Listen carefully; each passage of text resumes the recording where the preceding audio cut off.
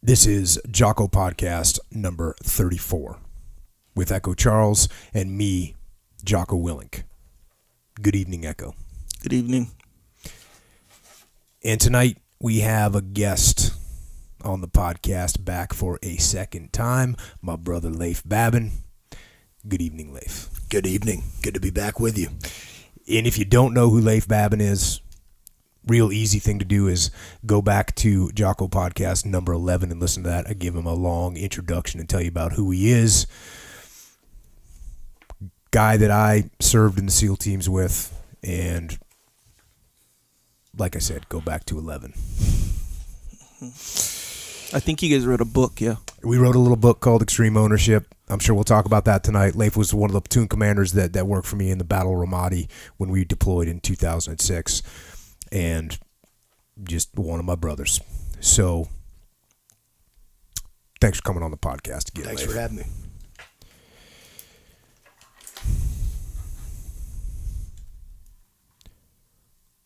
What do you say to a man that by his own admission has no soul? Why would you say anything? I've thought about it a good deal. But he wasn't nothing compared to what was coming down the pike. They say the eyes are the windows to the soul. I don't know what them eyes was windows to, and I guess I'd as soon not know. But there is another view of the world out there, and other eyes to see it, and that's where this is going. It has brought me to a place in my life I would not have thought I'd have come to. Somewhere out there is a true and living prophet of destruction, and I don't want to confront him.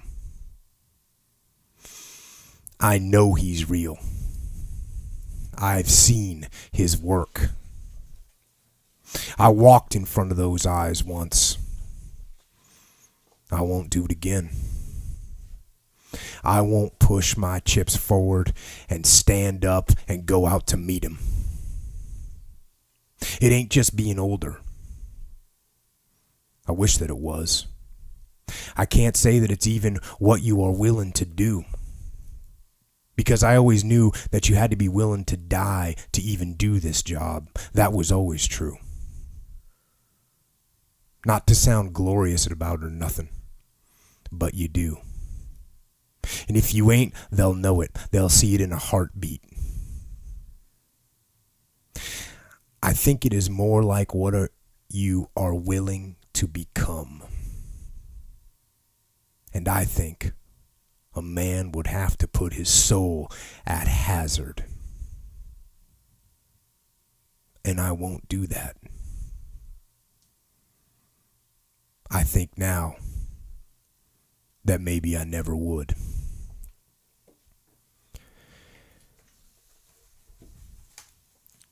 Now that's the opening from the book No Country for Old Men, which is written by Cormac McCarthy, who also wrote my favorite non-military memoir book, the book Blood Meridian, which is just an outstanding book. And No Country for Old Men was actually made into an outstanding movie as well, which almost follows the book word for word. It's an awesome movie. And in the movie and in the book, there's a guy, and that's who's talking in that opening, Sheriff Ed Tom Bell. And he's explaining that he's seen evil in the world, a living prophet of destruction, and he's seen his work and walked in front of those eyes. And ultimately, and that's kind of what the book is about, Sheriff Bell is explaining that he doesn't really want to face this evil. He doesn't want to put his soul at hazard. So ultimately, he doesn't really want to be a sheriff anymore. He can't face that kind of evil, so he leaves the police and he retires and stays in his own little world. And that's the basis of it. And there's way more to it than that, and you should definitely read the book. The book, which is, it's set I think it's set in about the 1980s, early 1980s, and the evil that he's speaking of, that he's having to now deal with as a sheriff, is the drug cartels coming out of Mexico, the border of Texas. They've escalated from, petty little drug dealers back in the day, and now it's a ruthless, organized crime syndicates that murder with no mercy. And like I said, it's just too much for Sheriff Bell, and he ends up walking away. Now, meanwhile, in 2016, the evil that we deal with now is even more pervasive and stronger and completely without mercy, and it's everywhere. And we can try and ignore it. And we can try and act like it doesn't happen. But there's some things that you cannot ignore. And in this case, it's something that we cannot walk away from.